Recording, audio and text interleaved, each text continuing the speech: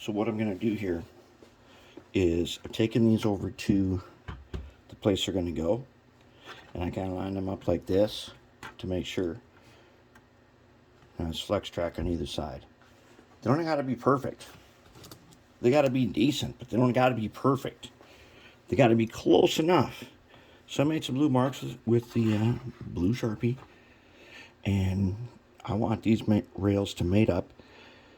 And how I'm going to keep these in line is I know that these two rails here and these two rails here, they just need to be straight. Okay, so what I'm going to do is I'm going to cut. Now I make the marks so that I cut in front of it. Okay, so I'm going to cut one. Oh, let's put that over in our scrap pile because we're going to use them later.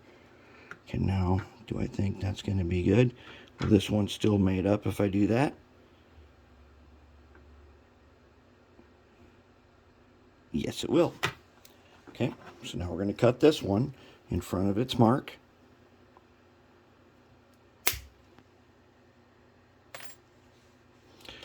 Will they made up?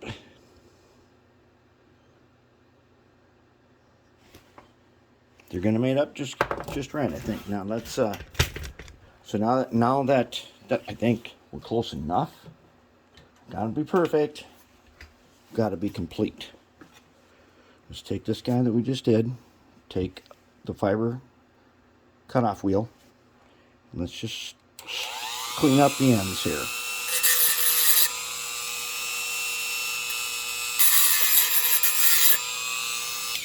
Okay, do they mate? Yes. Yes, they do. All right, that is lining up a crossover. Okay, that's lining up a crossover. Now I got one right now in a pan of baking soda to neutralize all the acid flux that I've used. We'll take a look at that in just a little bit. But there's lining up a crossover. Okay, it doesn't have to be perfect, and you should not be basing it on these outside sections. Your lineup, the lineup that you want is the inside. You want this one here, the crossover part, to be good enough. Remember, not perfect, good enough to get across. Good enough to get across without trouble.